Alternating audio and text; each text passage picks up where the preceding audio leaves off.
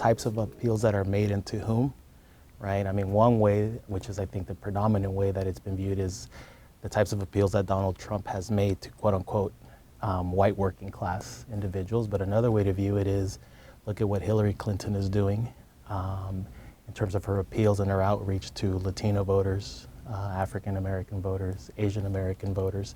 And I think that's just a reflection of where the country is, you know, in 2016. So I think issues coupled with constituencies, I mean, is a way to show that it's partly a reflection. The tendency is to put the onus on the white working class voter and not necessarily dig deeper into data that looks at the ways in which the elites are also involved and have been involved in propping up certain candidates and propping up certain discourse that have led us down this path that seems, of course, from our perspective, you know, not particularly civil, not particularly constructive, and certainly not unifying.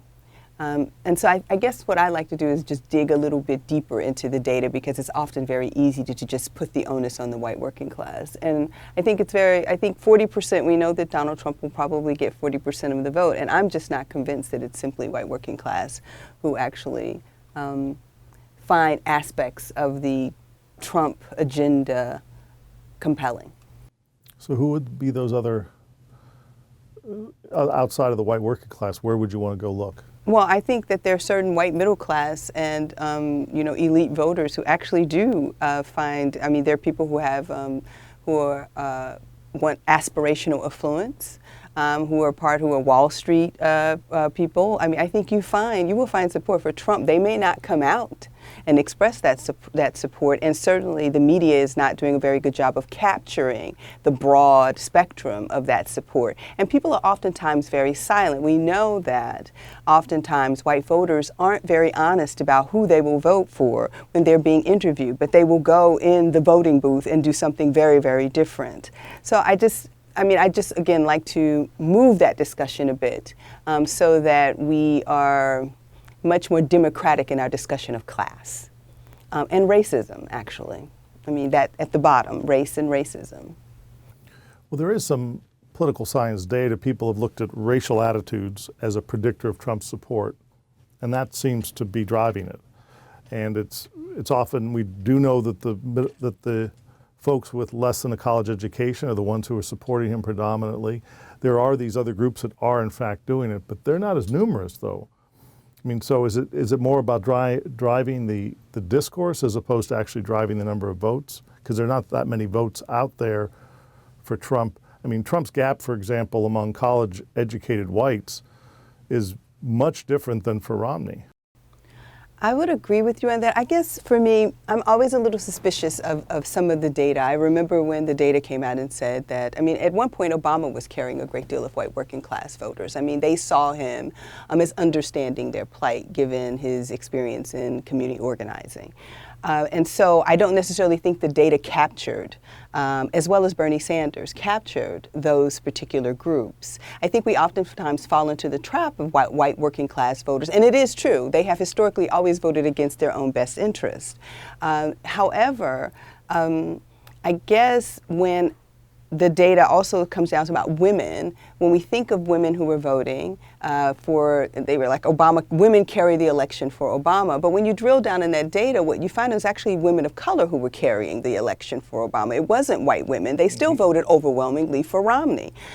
Ditto for white men, which of course most people expected that to happen. So again, I'm always curious about the data. I'm always curious about oftentimes how questions might be framed and how comfortable people might be in really expressing what might be appealing for Trump. I think oftentimes the Democrats made a crucial mistake when there are people who actually think $250,000 annually is not necessarily enough when we think about tax breaks, right? And so that impacts those who might have ideas about aspirational wealth.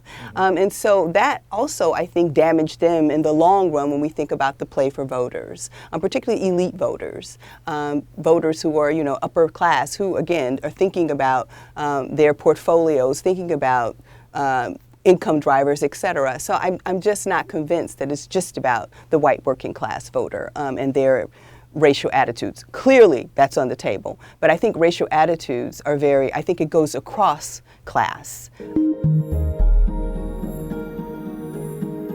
How much of this is, racial hostility that people publicly avow and are willing to own up to? And, I would say there actually aren't a lot of closeted sort of bigots, if you will. There are plenty that will answer questions and will say nasty things on record. But then there is also another type of racial bias, if you will, that is sort of implicit. It goes unreported. People either don't want to admit they have it or don't know that they have it.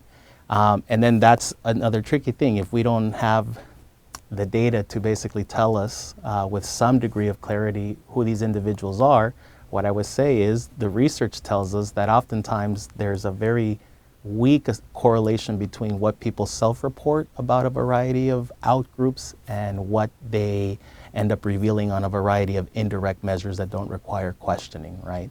And to go back to your point, that implicit variety can end up getting the best of quote unquote well-to-do individuals, whether that's police officers, whether that is, physicians at major hospitals, et cetera. I mean, it's there. It's part of the architecture of the brain, so to speak. There's anger out there, we know that. And the typical kind of story is Trump's tapped into this because of the economy or whatever. But it sounds from both of what you're saying that it's much broader than just the economy, that there's this us, them.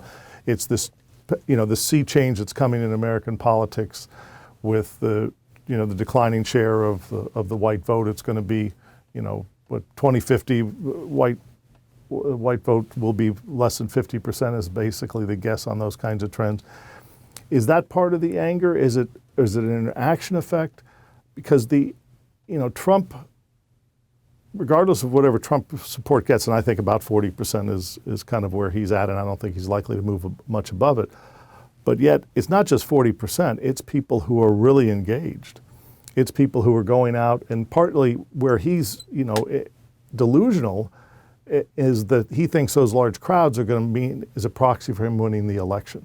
That he gets fueled by these crowds and they're adoring. They're much more active and excited, and there's long lines out there. That's not true for many of the Clinton events, but yet, her support, she's running much more of a traditional campaign, but he's tapped into this. I mean, the anger thing really interests me, but it's just not simple anger. Is it people looking in the future, or they think they're going down rather than they aspire, they just feel like they're losing their place?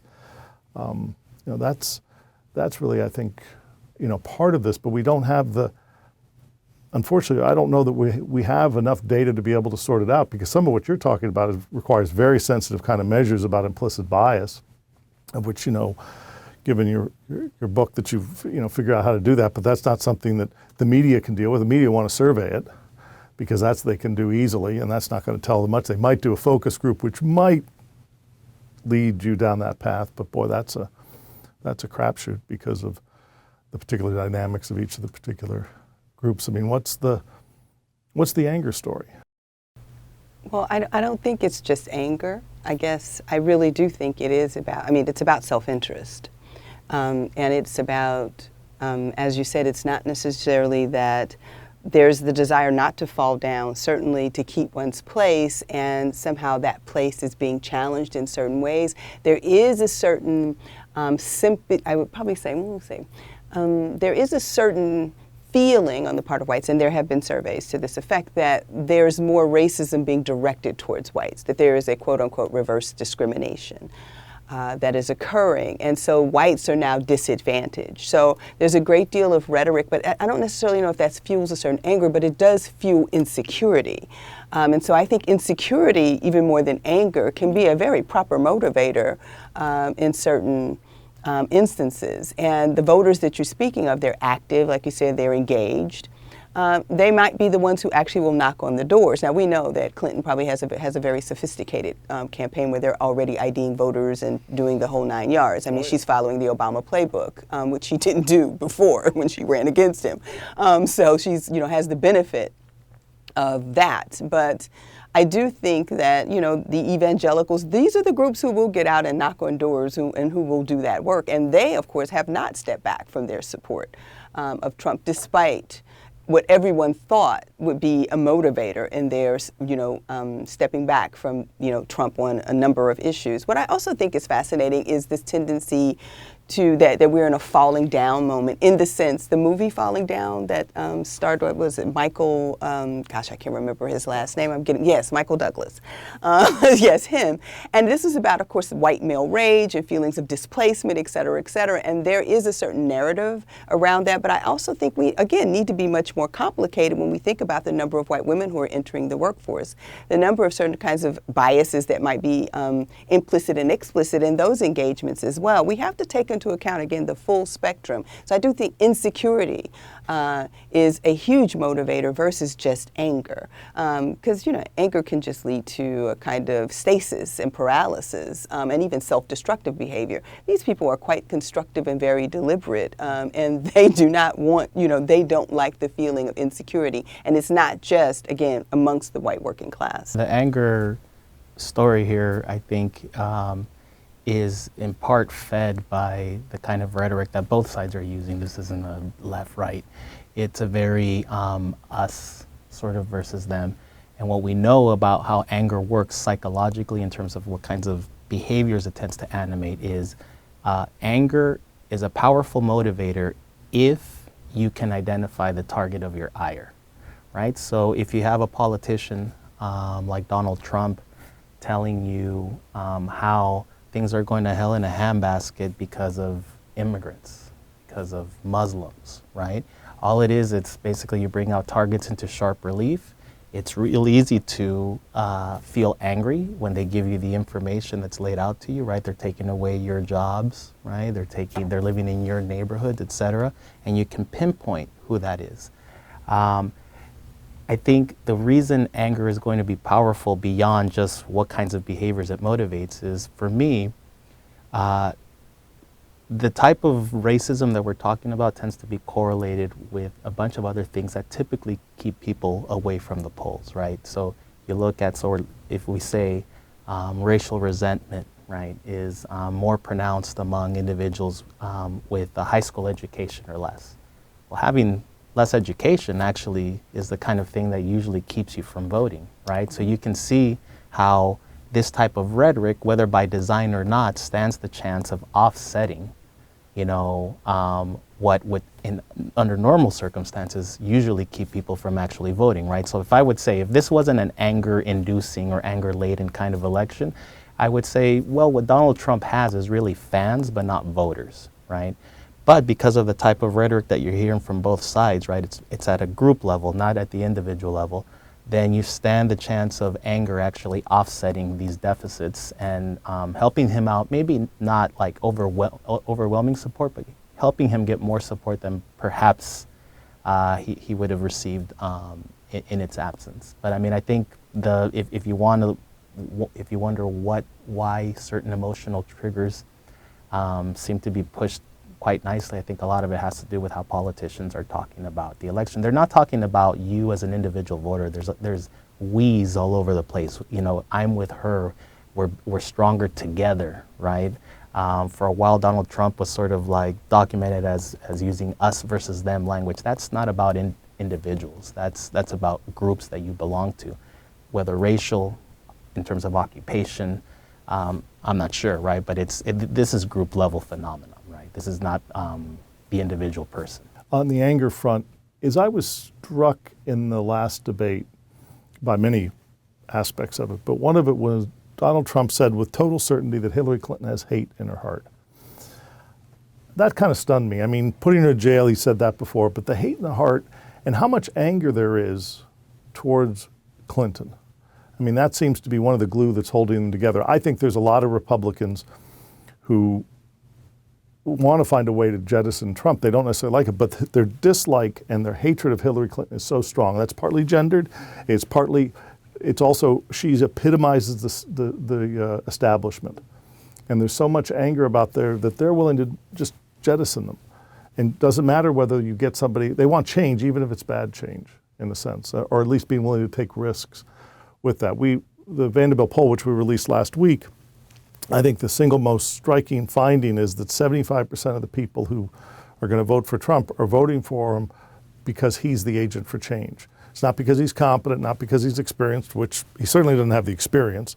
Competence is certainly a judgment. And then, does he share your values? None of those were, cracked. Maybe a couple of them cracked 10%, but very small proportions where 75% were change. Where Hillary Clinton had certainly competence as her strongest suit, but I think it stood at about 45%. There's this change aspect of it, but it's the anger towards the establishment. Jeb Bush got caught up in that, and of course Hillary Clinton is right now. And so it's, there's this mechanism. One could interpret this election as there's a deep desire for change out there, and a normal, quote, normal Republican candidate, John Kasich, for example, would probably be ahead comfortably, because he would not be a threat on the change front. He would be, but because we have this person who's the kind of change he's advocating is antithetical to a lot of what Republicans have stood for. Just take trade as one example, or the policy on Muslims is another one. Though obviously the Republicans have long struggled with it. But I've been struck, by that. That debate caught me off guard in a lot of ways, but that statement really stuck with me, because I don't know, I wouldn't, even for somebody who's a diehard, I would hope Hillary Clinton would not stand up and say Donald Trump has hate in his heart, even though empirically you could make that case given some of the things he said. But he made it very, very personal on that front in a way I wouldn't have anticipated. Well, I think you've identified a really wonderful point when you talked about this, that Trump is representing a kind of change agent. And I think during the debates, that's how he was able to pick off those individuals, because, for me, a clarifying moment was when he said that, when he was standing on the stage, and he pointed to each and every one of them and said, I've contributed to each and every one of your campaigns. And so for me, that translated, and certainly for probably a lot of voters, into this notion where these people are bought and sold, and they have been career politicians. They don't represent change. And he has, being a billionaire, who knows, of course, their campaign contribution limits, et cetera, but there are all sorts of ways to curry favor with Donald Trump that may not translate into what one can document, in certain places. So the point is that he made a very powerful statement at that point about his being quite different. He can't be bought and sold, right? He's selling people on the fact that I'm a billionaire. And you can't buy and sell me, so I can say what I want to say, I can do what I want to do. I'm a renegade, I'm out here, I'm going to solve your problems, because none of these people can control me. And I think for some voters, that's refreshing. For others, it's absolutely terrifying, because he's not beholden to anyone.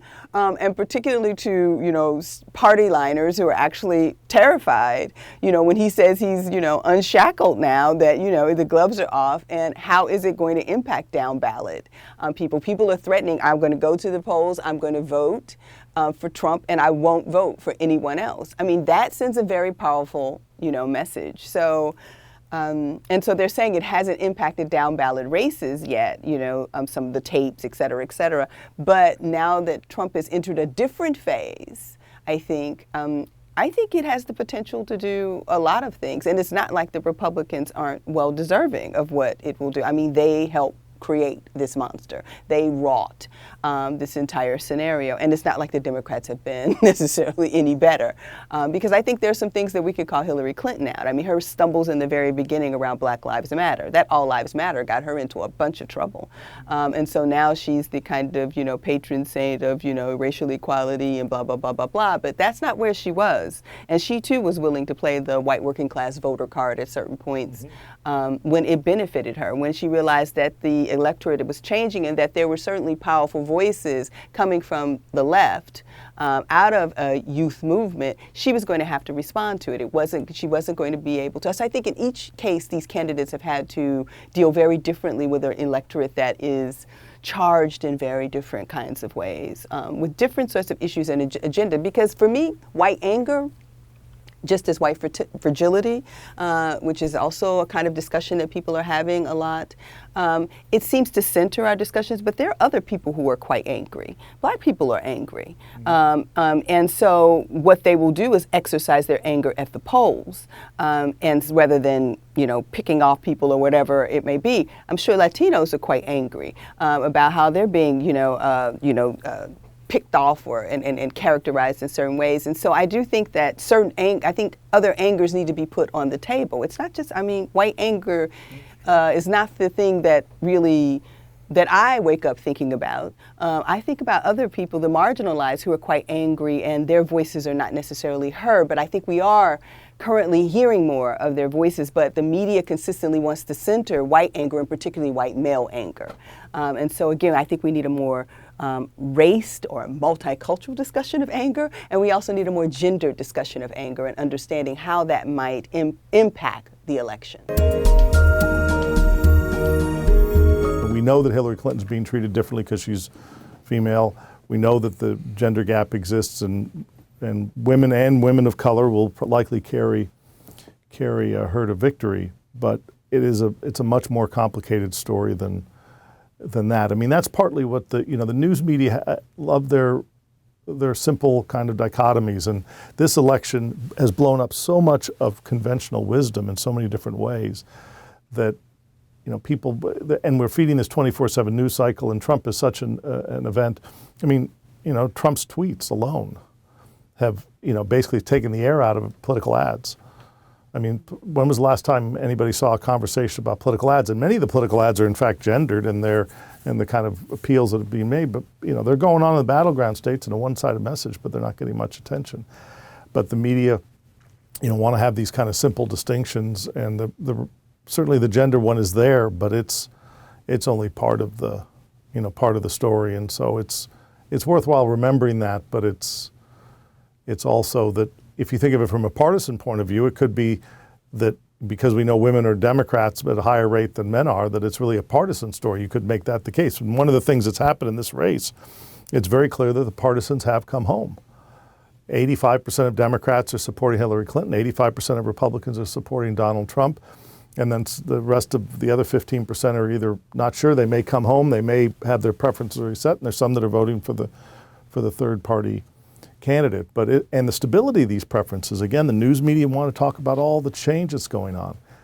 I suspect that by within a week, Clinton will be back ahead like she was before, about 4 to 5 points, and I don't think things are going to be dramatically different. What is different is that the elites have jumped ship. That tape gave the opportunity for people like Paul Ryan, who had their doubts, to jump ship. It's an elite game. And that's when I first saw that tape, I didn't think, well, it's not providing us really new information, but it provided cover for the elites to shift. And so you have someone like Governor Haslam, who among all the Republicans in the state is the only one who's come out and called for Trump to step aside. That I think he was, he had those kinds of thoughts for a long time, but the tape gave him the opportunity to make that statement, because that was kind of the last straw. And so I'm always nervous about these really simple distinctions, because the electorate's so complicated and partisanship is so much part of it. When you talk about the African American community, you're also talking about a community that's heavily Democratic. Or now in the case of the Latino community, which was much more partisanly divided, and George Bush understood the beauty of having, for the Republican point of view, having a multicultural coalition. That's been, Romney got 27% of the vote, and I would be surprised if Trump gets 25% of the Latino vote. Well, I think it's fascinating that, as you said, the tape provided cover, because for me, what he said on the tape is absolutely true, to the extent that these are the things that, oftentimes people who are celebrities try and, that these are the perks people have talked about repeatedly. That isn't new. But there were several things that I thought were interesting. One is that he called it locker room talk. And then, of course, who does the media interview? They go and interview a slew of black athletes. It was stunning to me when we think about even Hollywood representation, when those representations have actually been around white male athletes, when we think about movies and things of that nature, but they go directly to black athletes to talk about locker room talk that some white man just espoused. Why not go to the white athletes to try and get a sense, is this what you talk about in the locker room? Because they obviously said they don't. But I also thought it was fascinating from the standpoint, as you said, the cover that it gave them, because they too were playing on a particular kind of trope of fragile white femininity that needs to be protected. So they were going to be chivalrous at that. Now, this man had said all sorts of horrible things about all sorts of groups.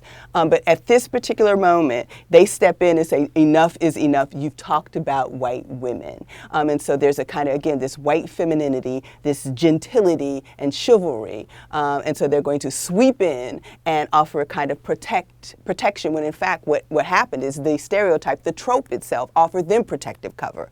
So I found that especially fascinating, and it says a lot about our time, the way in which we can evoke certain stereotypes like this. But again, I'm a cultural critic, so I'm kind of reading signs a little differently than probably someone who's just looking purely at data, which is a good thing too, because the data oftentimes feeds a great deal of my conclusions about certain things. But certainly I found that especially interesting. The twinning of certain of these stereotypes that have kind of come out, the angry white male and the fragile white woman that now at this particular moment needs protecting, and the kind of coverage it's getting, and the search for new tapes, as if one needs more confirmation of boorish behavior, that he's been very clear about all along.